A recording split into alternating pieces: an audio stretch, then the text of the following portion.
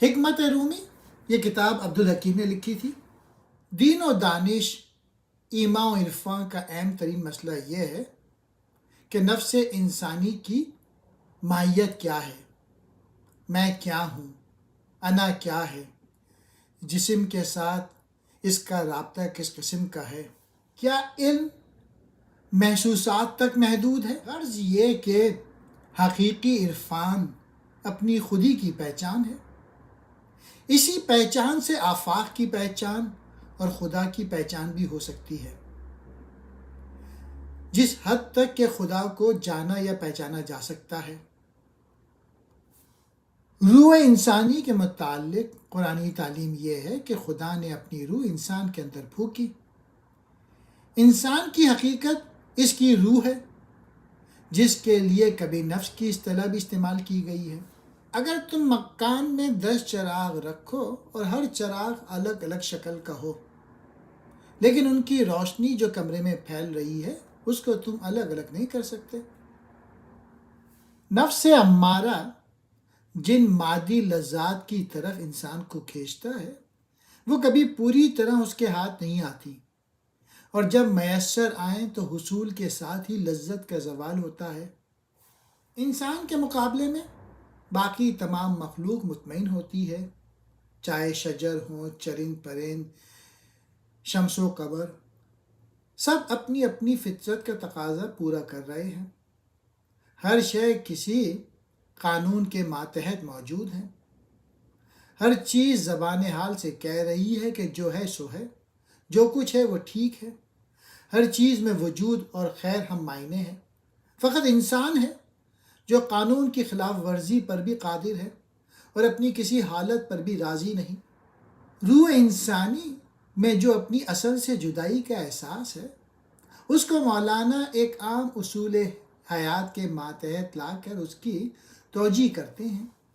بعض لوگوں کو ضرورت روزگار اس بات پہ مجبور کرتے ہیں کہ وہ اپنے وطن کو خیر بات کہہ کر کہیں دیار غیر میں چلے جائیں۔ وہاں اگر ان کو کوئی مصیبت پیش آئے تو انہیں اپنا پہلا گھر اور وطن یاد آتا ہے۔ اپنے اصلی وطن کی بولی یا وہاں کا گانا سن کر وہ مضطرب ہو جاتا ہے۔ مولانا جب اپنے درد فراق کی کوئی دنیاوی مثال تلاش کرتے ہیں تو مہجوری وطن سے بہتر ان کو کوئی مثال ہاتھ نہیں آتی۔ اگر روح کو اپنی غریب الوطنی کا احساس گاہے گاہے ہوتا ہے تو وہ اپنے احساس کی واضح تعبیر بھی نہیں کر سکتی۔ یہ احساس مختلف ذرائع سے ابھرتا اور بیدار ہوتا ہے۔ اس کا ایک ذریعہ سما بھی ہے۔ علامہ اقبال فرماتے ہیں، ابر رحمت تھا کہ تھی عشق کی بجلی یارب، جل گئی مزرع ہستی تو اگا دانہ دل۔ اس فغائے روح کا راز کیا ہے؟ دنیا میں عام حالتوں میں جس محبوب شخص یا شے کی مہجوری فغاں پیدا کرتی ہے، وہ محبوب اس فغاں سے دور ہوتا ہے۔ لیکن مولانا فرماتے ہیں کہ نالہ روح کی عجیب کیفیت ہے۔ اس کا راز خود اسی کے اندر ساز ہے، مگر یہ نغمہ چونکہ ظاہری کانوں کے لیے نہیں، اس لیے نالہ کرنے والے اور نالہ سننے والے کے کان اس سے آشنا نہیں ہوتے، اور نہ ظاہر کی آنکھ یہ راز افشا ہوتی ہے۔ روحانی کیفیتیں دیکھنے یا سننے کی چیز نہیں۔ بدن کے ساتھ روح کا نہایت قریبی اور نہایت گہرا رشتہ ہے، پھر بھی یہ جان اپنے اثرات سے اس قدر ظاہر اور مؤثر ہونے کے باوجود آنکھوں سے چھپی رہتی ہے۔ روح جو جان ہے وہ اور بھی پوشیدہ تر ہے۔ خدائے جمیل نے اپنی تجلی سے تمام جہاں اور نفوس کو منور کر دیا۔ خود اپنے حسن کو دیکھنے اور ہر ایک کو دکھانے کا یہ شوق ہوا کہ جہاں کے ہر ذرے کو اس نے اپنے جمال کا آئینہ بنا دیا، تاکہ ذرے ذرے میں اس کا چہرہ منعکس ہو سکے۔ مولانا نے اس نقطۂ معرفت کو ایک تمثیل سے بیان کیا ہے کہ دیکھو بانسری کے دو منہ ہوتے ہیں، ایک دہن میں نواز کے منہ میں ہوتا ہے اور دوسرے دہن سے نوا نکلتی ہے۔ روح انسان اگر ایک بانسری سے مشابہ ہے جس میں سے نالہ فراق نکل رہا ہے، تو سوال یہ ہے کہ یہ بانسری خود بج رہی ہے یا کوئی نئے نواز اس کو بجا رہا ہے؟ جواب یہ ہے کہ بظاہر یہ فغاں انسانی روح کے دہن سے نکل رہی ہے، لیکن اصل میں بجانے والا خود خدا ہے جس کا دہن ہم سے پوشیدہ ہے۔ اس کے بعد مولانا معرفت کا ایک لطیف نکتہ بیان فرماتے ہیں، تمام اچھی محبت کی طرح خدا اور روح انسانی کی محبت بھی دو طرفہ محبت ہے، محض یک طرفہ معاملہ نہیں کہ معشوق بالکل بے حس بے پرواہ اور بے نیاز ہو اور عاشق مضطرب اور وصل جو۔ خدا کی ذاتی صفت رحمانیت جو محبت کے مترادف ہے۔ اللہ تعالیٰ فرماتا ہے کہ میں ایک مخفی خزانہ جمال و کمال تھا، میں نے چاہا کہ میرے عارف اور قدردان پیدا ہوں، اس لیے میں نے مخلوق کو پیدا کیا۔ قرآن کریم میں ہے کہ میں نے جنس و انس کو عبادت کے لیے پیدا کیا۔ ان دونوں بیانات میں کوئی تضاد نہیں، کیونکہ عبادت حقیقی کا جوہر عشق ہی ہے، اور جس عبادت میں عشق کا عنصر نہ ہو وہ عبادت نہیں بلکہ محض مزدوری ہے۔ عشق مثنوی کا ایک اہم ترین موضوع ہے۔ مولانا ہزار طرح اس کی تفسیر کرتے ہیں اور وجد و مستی میں نغمہ ریز ہوتے ہیں، لیکن ان کو تسلی نہیں ہوتی۔ عشق محبت کی شدت کا نام ہے۔ محبت انسان کو انسان کے ساتھ بھی ہوتی ہے اور جمال فطرت کے ساتھ بھی۔ اسی طرح سے بندے کو خدا کا بھی عشق ہو سکتا ہے۔ جذب و کشش کی کیفیتیں مختلف ہیں، مگر انسان کے پاس محبت یا عشق کے علاوہ اور کوئی الفاظ نہیں۔ ماں کی بچے سے محبت ایک نوعیت کی ہے اور بچے کی ماں سے محبت دوسرے نوعیت کی۔ شوہر و بیوی کی محبت کا انداز ان دونوں سے الگ قسم کا ہے۔ زبان کا افلاس محبت کی اس بو کلمونی اور تاثرات کو ادا کرنے سے قاصر ہے۔ مولانا کے نظریے حیات کا لب لباب یہ ہے کہ روحوں کا اصل ماخذ اور مقام ذات الہی ہے، چنانچہ یہ خدا ہی کا فعل ہے کہ وہ روحوں میں فراق کا احساس پیدا کرتا ہے تاکہ ان میں وصال کی خواہش ناپید نہ ہو جائے۔ مولانا فرماتے ہیں کہ اگر خدا احساس فراق پیدا نہ کرتا تو روحوں کی رجعت اس کی طرف ناممکن ہو جاتی۔ جس قدر روحیں خدا کی طرف جانے کے لیے بےتاب ہیں، اس سے زیادہ خدا ان کو اپنی طرف کھینچنے کا مشتاق ہے۔ اکثر صوفیہ نے یہ تمثیل استعمال کی ہے کہ خدا دریائے حقیقت ہے اور تمام ہستیاں اس کی موجیں اور حباب ہیں، لیکن روح انسانی میں یہ ایک عجیب تماشا ہے۔ فراق کی وجہ سے ہر روح بےتاب ہے، ہر روح اپنی اصل کی جانب کشش محسوس کرتی ہے، اسی کشش کا نام عشق ہے۔ تمام حیات و کائنات اسی جذب و کشش کا مظہر ہے۔ جو کچھ ظہور میں آیا اور جو کچھ ظہور میں آتا ہے، اس کا محرک یہی عشق ہے۔ مولانا کے نزدیک کائنات میں ارواح کے سوا کچھ نہیں۔ مولانا زیادہ تر اسی پہ اکتفا کرتے ہیں اور اسی سے آغاز کرتے ہیں کہ میری روح جو نالہ انگیز ہے وہ اپنی اصل سے جدا ہونے کی وجہ سے مصروف فغاں ہے۔ اس کا حال وہی ہے جو فراق زدہ عاشق کا ہوتا ہے۔ زندگی کا تمام کاروبار بالواسطہ یا بلا واسطہ صحیح حصول وصال ہے، لہٰذا کائنات میں جو کچھ ہے وہ عشق کا مظہر ہے۔ ہر قسم کی حقیقی ترقی عشق ہی کی بدولت ہوتی ہے۔ ذوق معرفت محبت کی فراوانی، خود غرضی سے نجات، کبر و غرور کا فقدان، یہ سب خوبیاں اسی میں پیدا ہو سکیں گی جو اس مطلوب کی طرف کھینچا جا رہا ہو جو جامع کمالات ہے۔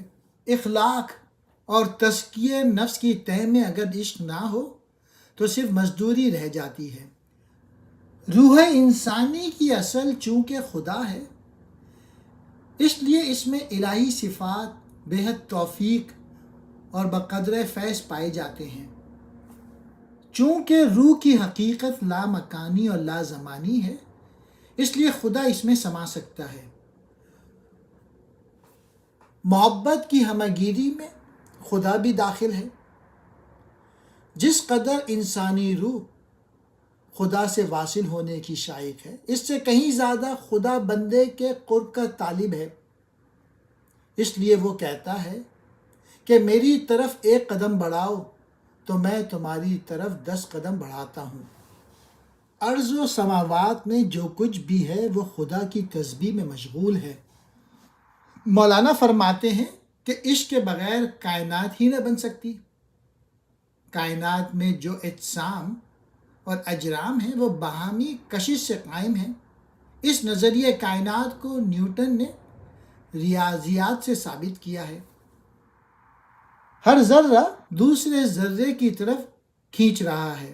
قرآن کریم کہتا ہے کہ خدا نے بندوں کو اس لیے خلق کیا ہے کہ وہ اس کی عبادت کریں۔ عبادت کی تکمیل اخلاق کے حسنہ اور اعمال صالح کے بغیر نہیں ہو سکتی، اور اخلاق میں حسن محبت کے بغیر پیدا نہیں ہو سکتا۔ عابدوں کے متعلق خدا رحیم فرماتا ہے کہ خدا ان سے محبت کرتا ہے اور وہ خدا سے محبت کرتے ہیں۔ مولانا فرماتے ہیں کہ زندگی پلٹ کر پیچھے کی طرف نہیں جاتی بلکہ ٹھوکریں کھا کر اور چکر میں آ کر بھی آگے ہی کی طرف بڑھتی ہے۔ جرمنی کا مشہور شاعر حکیم گوئٹے بھی زندگی کے ایسی اصول کی تلقین کرتا ہے کہ ہر قدم پر موت میں سے حیات پیدا کرتا ہوا اوپر کی طرف اٹھتا ہے۔ عشق اور عقل کا باہمی تعلق نہایت اہم مسئلہ ہے۔ حکمائے یونان سقراط، افلاطون اور ارسطو نے عقل کو ماہیت و وجود قرار دیا۔ خدا کا تصور ان کے ہاں عقل کل کا تصور ہے۔ ہر چیز کی ہستی میں جتنی اصلیت ہے وہ عقل ہی کی بدولت ہے، اور زندگی کا نصب العین یہ ہے کہ انسان عقل جزوی سے عقل کلی کی طرف ترقی کرے۔ مولانا بھی ان حکمہ کے ہم نوا ہو کر عقل کی اہمیت کے کچھ کم قائل نہیں، اور عقل و حکمت کی تعریف میں مثنوی میں بے شمار اشعار ملتے ہیں۔ قرآن کریم بھی حکمت کو نعمت عظمی قرار دیتا ہے۔ کائنات کے مظاہر کی حکمت پہ غور کرنا ایک افضل عبادت ہے، اس لیے عالم کو عابد پہ ترجیح ہے، جس کے ثبوت میں متعدد احادیث بھی ملتی ہیں۔ لیکن مولانا کے ہاں عقل و حکمت کا مفہوم فلسفے کے مفہوم سے بہت زیادہ وسیع ہے۔ سائنس اور فلسفے میں استعمال ہونے والی عقل کو وہ عقل جزوی کہتے ہیں، جس کی حقیقت حیات تک رسائی نہیں ہوتی۔ مثنوی میں جا بجا عقل کی نارسائی کا ذکر ہے۔ مولانا اکثر فرماتے ہیں کہ معرفت کے بلند مقامات، کشف و وحی و الہام اور عشق کی منزلیں، یہ سب عقل سے بالاتر ہیں۔ مولانا اکثر فرماتے ہیں کہ معرفت کے بلند مقامات، کشف و وحی و الہام اور عشق کی منزلیں، یہ سب عقل سے بالاتر ہیں۔ ان کی شرح میں عقل کی ایسی حالت ہوتی ہے جیسے گدھا دلدل میں دھس گیا ہو۔ سوال یہ پیدا ہوتا ہے کہ ان بلند مقامات معرفت میں بھی کسی قسم کی عقل کا کاروبار ہے یا نہیں، اور کہیں مولانا عقل جزوی کو عقل کلی کے مقابلے میں لاتے ہیں اور ایک کو دوسری کے مقابلے میں افضل بتاتے ہیں۔ کہیں یہ دعا فرماتے ہیں کہ اے خدا، تو نے ہمیں دانش کا ایک قطرہ ہی عطا کیا ہے، تو خود دریائے عقل ہے، اس قطرے کو اپنے آپ سے متصل کر لے تاکہ ہم بھی بے پیاں ہو جائیں۔ کہیں علم اور عقل کو روح کا خاصہ قرار دیتے ہیں کہ دوسری مخلوق سے انسان جو ہے وہ بلند ہے۔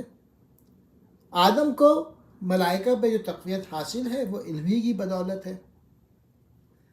انسانیت یا نسب العینی آدم کا جوہر علم ہے۔ کامل انسان وہی ہے جس کی رگ و پے میں علم سرایت کر گیا ہو۔ مولانا فرماتے ہیں کہ اس مقام توحید یا مقام عشق میں جس طرح ہمارے دلائل اور افکار کا کام نہیں اور الفاظ کی گنجائش نہیں، اسی طرح اس عشق کو یہاں کی شادی و غم حساب سے بھی نہیں سمجھ سکتے۔ ہمارے غم و شادی کے تاثرات بھی وہاں پہنچ کر باطل ثابت ہوتے ہیں۔ عشق حقیقی کی حالت ان دونوں حالتوں سے ماورا ہے۔ اگر کوئی یہ کہے اس مقام پہ پہنچ کے انسان خوش رہتا ہے یا غم عشق میں مبتلا رہتا ہے تو یہ دونوں باتیں غلط ہوں گی۔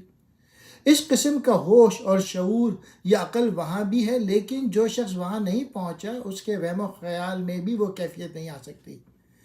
مولانا جس طرح خدا کے متعلق فرماتے ہیں کہ تمام افکار حادث ہیں، اس لیے جو کچھ بھی تم سوچو وہ خدا کی ذات کے متعلق صحیح نہیں ہوگا، اسی طرح وہ حالت عشق کے متعلق فرماتے ہیں کہ فکر و خیال و وہم و شادی و غم سب حادثات مظاہر ہیں، یہ سب وہاں پہنچے ختم ہو جاتے ہیں۔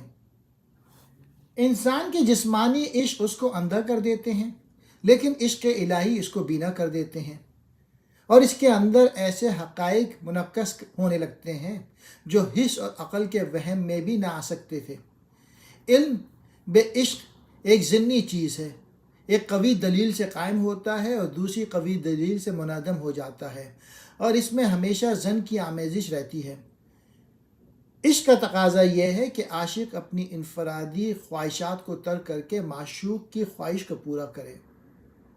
صوفیہ کہتے ہیں کہ حقیقی علم کے حصول کا ذریعہ کثرت معلومات اور کثرت کلیات نہیں بلکہ تزکیہ نفس ہے، کیونکہ روح کے اندر تمام کی حکمرانی ہے۔ مولانا جس عشق کا ذکر کرتے ہیں وہ کوئی خالی تاثرات کی حالت نہیں ہے۔ جسمانی زندگی میں جس کو عشق کہتے ہیں وہ محض تاثرات کا ہیجان ہوتا ہے۔ مولانا کہتے ہیں کہ عشق کا اول مرحلہ تزکیہ نفس ہے، اور تزکیہ نفس سے قلب کو ادنیٰ تاثرات سے نجات ملتی ہے۔ عقل کا صحیح استعمال آسائش دنیا اور مال و زر یا عزت و جاہ حاصل کرنا نہیں، اس کا صحیح استعمال یہ ہے کہ اس کو سب سے مقدم تزکیہ نفس میں استعمال کیا جائے۔ اس لیے حقیقت تک پہنچنے کا مرحلہ اول تزکیہ نفس ہے۔ جو شخص صحیح علم حاصل کرنا چاہتا ہے اسے لازم ہے کہ وہ اخلاق میں پاکیزگی اور اعمال میں بے لوثی اور بے غرضی پیدا کرے۔ علم ایک نور الہی ہے۔ جب اپنے ذاتی اغراض سے پاک ہو کر خالص طلب حق پیدا ہو تو پھر ایسے حقائق منکشف ہوتے ہیں جن کے حصول کے لیے کسی خارجی واسطے کی ضرورت نہیں رہتی، اور انسان کتابوں سے بھی بے نیاز ہو جاتا ہے۔ ایک علم وہ ہے جو ابن الکتاب ہے، اور دوسرا علم ام الکتاب۔ جب تزکیہ نفس سے انسان خود ام الکتاب بن جائے تو ضروری علوم اس کے اندر سے اس طرح ابھریں گے جس طرح چشمے میں سے پانی نکلتا ہے۔ لیکن شرط یہ ہے اس کو حرص اور خود غرضی اور ادنیٰ مقاصد کی طلب سے چھٹکارا حاصل ہو۔ معرفت اور عشق کی خاطر تزکیہ نفس کرتے ہوئے اس قسم کی زیرکی کا بھی صفایا کرنا لازمی ہے۔ مولانا فرماتے ہیں کہ دیکھو، نادان نو آموز بچہ پہلے تختی کو دھوتا ہے تاکہ اس پر کچھ نئے حروف لکھ سکے۔ لکھنے والا ایسے کاغذ ڈھونڈتا ہے جو سادہ ہو اور اس پر پہلے کچھ لکھا ہوا نہ ہو۔ کنواں کھودتے ہوئے پہلے مٹی نکال کر باہر پھینکنی پڑتی ہے تاکہ خالص پانی تک پہنچ سکیں۔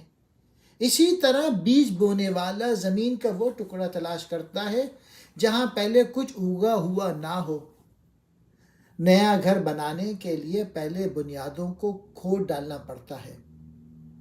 عقل کو استعمال کیے بغیر اخلاق کی درستی بھی کیسے ہو سکتی ہے؟ اس لیے فرماتے ہیں کہ خدا نے تجھ کو عقل کا ثقیل اس لیے عطا کیا ہے کہ تو اس کے ذریعے سے دل کی سطح کو روشن کرے۔ عقل ایک آلہ ہے، خود مقصود حیات نہیں، لیکن یہ بہت اعلیٰ درجے کا آلہ ہے۔ بشرطے اس کا صحیح استعمال کیا جائے۔ تزکیہ سے معرفت حاصل ہوتی ہے، لیکن معرفت بھی منزل مقصود نہیں۔ اس پہچان کا مقصود خدا سے قرب و وصال ہے، اور وصال کے لیے قرب کی کوشش اور کشش کا نام عشق ہے۔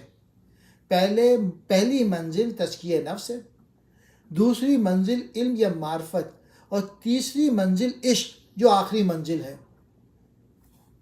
علم کے متعلق امام غزالی نے ایک مؤثر تمثیل استعمال کی ہے۔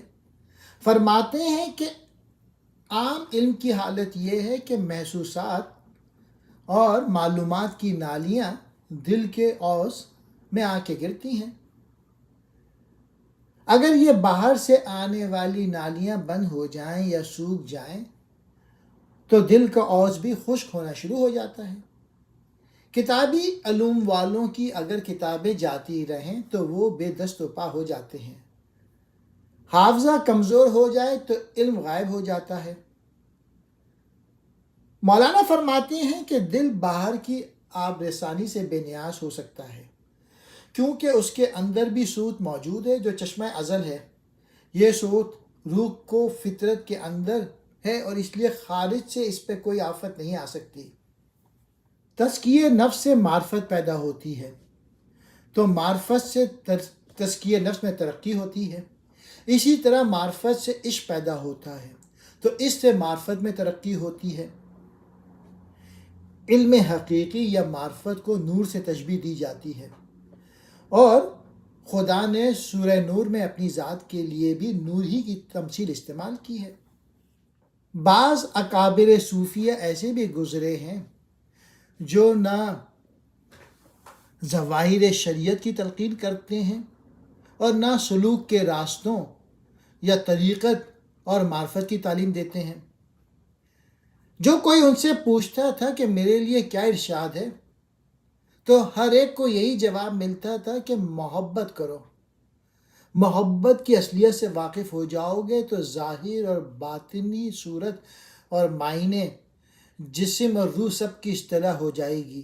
محبت اصل حیات اور مقصود حیات ہے، باقی سب خول ہی خول اور چھلکا ہی چھلکا ہے۔ عبادت و اطاعت اور محاسن اخلاق اگر محبت سے بیگانہ ہو تو وہ ایک بے روح رہ جاتے ہیں۔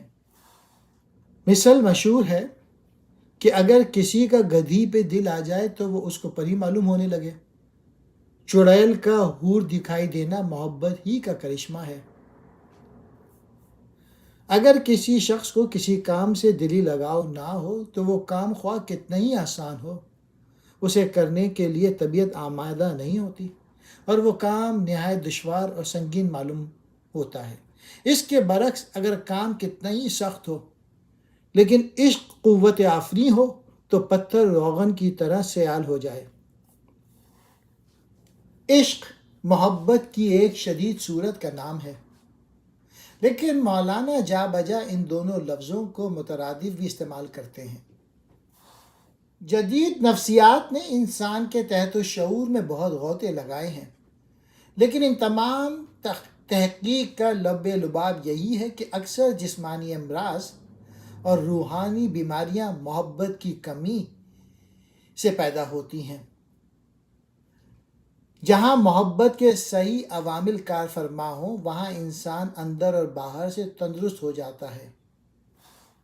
جس طرح عقل کا غلط استعمال انسان کو شیطان بنانے میں معاون ہو جاتا ہے، ایسی بیکار اور غلط محبت بھی ایسے ہی کرتی ہے۔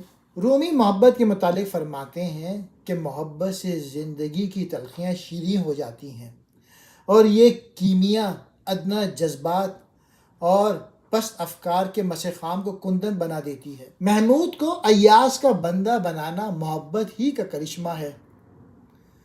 یہ محبت بھی دانش ہی کا نتیجہ ہوتی ہے۔ تخت محبت پہ کوئی بےہودہ اور بے عقل کہاں بیٹھ سکتا ہے؟ اولاد کی محبت ایک فطری جبلت ہے۔ ماں یا باپ اپنے بچے سے جو محبت کرتے ہیں وہ کسی سوچ بچار، استدلال یا تعلق کا نتیجہ تو نہیں ہوتی، اسی طرح فطرت کے دلکش مناظر انسان کو اپنی طرف کھینچتے ہیں، یا انسانوں کی حسین صورتوں سے عشق پیدا ہوتا ہے، یہاں بھی درمیان میں عقل کا قدم نظر نہیں آتا۔ جس قسم کی محبت انسانوں میں پائی جاتی ہے، اس قسم کی محبت حیوانوں میں نہیں ملتی۔ فطرت کے دلکش مناظر کے سامنے ایک صاحب ذوق انسان بھی ہو اور اس کے ساتھ گائے، بھینس، گھوڑا یا گدھی بھی ہو تو فطرت کا حسن انسان کو فرشتہ کر دے گا، گائے، بھینس وغیرہ پر اس کا کوئی اثر نہ ہوگا۔ اگر شیر پر محبت غالب ہو تو وہ محبوب کے سامنے دبک کر چوہا بن جائے۔ محبت میں بڑے بڑے تنخو اور سخت گیر لوگ ایسے رام ہوتے ہیں کہ لوگوں کو خصلت کی یہ تبدیلی ایک اعجاز معلوم ہوتی ہے۔ حضرت عمر فاروق رضی اللہ تعالیٰ میں جب خدا اور رسول اور اسلام کی محبت سرایت کر گئی تو ان کی مشہور عالم و رشدی کمال درجے کے عز و انکساری میں تبدیل ہو گئی۔ چنانچہ انہوں نے خود فرمایا کہ میں بہت بڑا سخت انسان تھا، اسلام نے مجھ کو نرم کر دیا۔ جس گھر میں محبت نہیں، اس گھر میں اندھیرا ہے، خواہ اس میں ہزار بجلی کے چراغ روشن ہو، اور جس جھوپڑی میں محبت ہے وہ بے چراغ بھی روشن ہے۔ محبت کی مسیحائی سے مردہ لوگ بھی زندہ ہو سکتے ہیں۔ جو شخص جس قدر خدا کی حکمتوں سے آشنا ہوتا جائے گا، اس قدر وہ خدا کا عاشق بنتا جائے گا۔ عالم کی فضیلت عابد پر اسی لیے ہے کہ وہ معرفت کی طرف بڑھ رہا ہے۔ حکمت کی ترقی سے عارف کو خدا حسین و جمیل دکھائی دے گا، پتے پتے میں اسرار حیات کا انکشاف ہوگا۔ محبت رسول جو ہر مسلمان کا جزو ایمان ہے، وہ بھی رسول کو جاننے اور پہچاننے کے بعد ہی پیدا ہو سکتی ہے۔ جس نے رسول کو جتنا پہچانا اتنی ہی اس سے محبت کی۔ خدا کی محبت یا رسول کی محبت انسانوں کے قلب میں بوقت پیدائش نہیں کی جاتی۔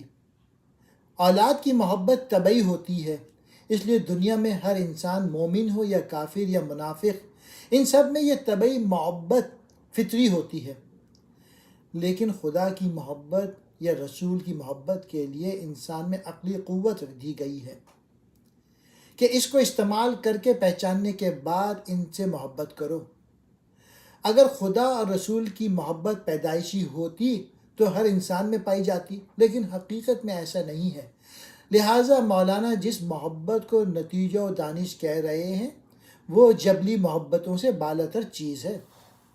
جبلی محبتوں کے متعلق قرآن کریم میں کوئی تعلیم و تلقین نہیں۔ یہ کہیں حکم نہیں ہے کہ اے لوگو تم اپنی اولاد سے محبت کرو۔ اس کے برعکس اولاد کو یہ تاکید کی جاتی ہے کہ تم والدین کے ساتھ حسن سلوک سے پیش آؤ۔ یہ حسن سلوک عقلی سطح پر ہی پیدا ہو سکتا ہے۔ جانور ماں باپ سے پرورش پا کر ان کو فراموش کر دیتے ہیں۔ خدا کے ساتھ محبت دل و دماغ والوں کو علم کا ایسا چسکا لگتا ہے کہ وہ عاشقوں کی طرح خواب و خور سے بے پرواہ ہو جاتے ہیں۔ جس طرح انسان کی دانش ترقی کرتی ہے، اسی طرح موضوع سے محبت میں بھی اضافہ ہوتا ہے۔ انبیاء تو صاحب وحی ہوتے ہیں جن کو دانش اور محبت الہی بیک وقت عطا ہوتی ہے، لیکن عام انسانوں کے لیے خدا نے بھی یہی راستہ بتایا ہے کہ آفاق و نفس میں آیات الہی کا مطالعہ کرتے رہو۔ اس فطرت اللہ کو پہچاننے کی کوشش کرو جس پر انسان کی فطرت کو ڈھالا گیا ہے۔ لیل و نہار کے انقلابات پر غور کرو، تاریخ کے حقائق کو چشم بصیرت سے دیکھو اور فطرت کے اندر سے حکمتوں کو تلاش کر کے فاطر السماوات والارض کے صفات پر غور کرو۔ اس غور و غوص سے تم میں صحیح معرفت پیدا ہوگی اور اسی معرفت کی ترقی سے تم میں محبت الہی پیدا ہوگی جو تمام سچی محبتوں کا ماخذ ہے۔ اسی لیے بار بار قرآن کریم میں اس کو دہراتا ہے کہ یہ لوگ کیوں عقل سے کام نہیں لیتے، کیوں تفکر و تدبر نہیں کرتے۔ قرآن کریم میں کم آیات ملیں گی جن میں یہ تلقین کی گئی ہو کہ تم خدا سے محبت کرو۔ ان کے مقابلے میں لا تعداد آیات میں اضافہ دانش کی تاکید کی گئی ہے۔ جو لوگ دانش کو استعمال نہیں کرتے ان کو جانوروں سے ادنا قرار دیا گیا ہے۔ قرآن کو خدا حکمت کی کتاب کہتا ہے۔ قرآن کریم کتاب احکام ہونے سے زیادہ قرآن حکیم ہے۔ حکمت جڑ ہے اور احکام شاخ و برگ و ثمر۔ عقل کا نقص بہت بڑی بیماری ہے۔ عقل کی بیماری موجب لعنت ہے، اور یہ بیماری ایسی متعدد اور خطرناک ہے کہ اس قسم کی بیماری والے سے دوری رہنا اچھا ہے۔ بدن کے بعض نقائص کا تو کوئی علاج نہیں ہو سکتا، اور نہ بدن کی قوت اور اس کے حجم میں ایک معین حد سے زیادہ اضافہ ہو سکتا ہے، لیکن خرد کی ترقی تو انسان کے بس کی چیز ہے۔ جو شخص والدین کا احسان شناس نہیں ہے وہ خدا کا کہاں سے احسان شناس ہوگا؟ اسی لیے قرآن کریم نے والدین کے ساتھ حسن سلوک کی بڑے زور سے تلقین کی ہے، کیونکہ اسی راستے سے انسان رب رحیم کا احسان شناس ہو سکتا ہے۔ اسی لیے مولانا کا یہ فرمانا بالکل درست ہے کہ محبت کے اعلیٰ اور انسانی مدارج دانش ہی کا نتیجہ ہوتے ہیں۔ اس تخت شرف پہ بیٹھنا بے عقلوں کا کام نہیں ہے۔ دانش ناقص سے ناقص چیزوں کا عشق پیدا ہوگا، اور دانش کامل سے کمال اور مصدر کمال کی محبت پیدا ہوگی۔ بچے کی دانش ناقص ہوتی ہے تو وہ بے جان کھلونوں پر جان دیتا ہے۔ بالغ ہو کر بھی اگر اس کی عقل بالغ نہ ہو تو مادی چیزوں اور مادی شہوت ہی میں اس کی محبت محصور رہتی ہے۔ وہ صورت کو سیرت پہ ترجیح دیتا ہے، مال و اسباب کی محبت میں گرفتار رہتا ہے۔ دانش ناقص سے جو محبت پیدا ہوتی ہے وہ ناقص ہونے کی وجہ سے جماد ہی سے چمٹی رہتی ہے۔ دانش ناقص عشق کے بلند مراتب تک نہیں پہنچ سکتی۔ چیزوں کا حسن ایک زوال پذیر اور آنی جانی چیز ہے۔ جو چیز آج حسین معلوم ہوتی ہے وہ کل قبیح اور نفرت انگیز ہو جاتی ہے۔ پھول مرجھا جاتے ہیں تو ان کو کوڑے کرکٹ میں پھینک دیا جاتا ہے۔ دانش ناقص کو حسن ازلی اور حسن فانی میں فرق معلوم نہیں ہوتا۔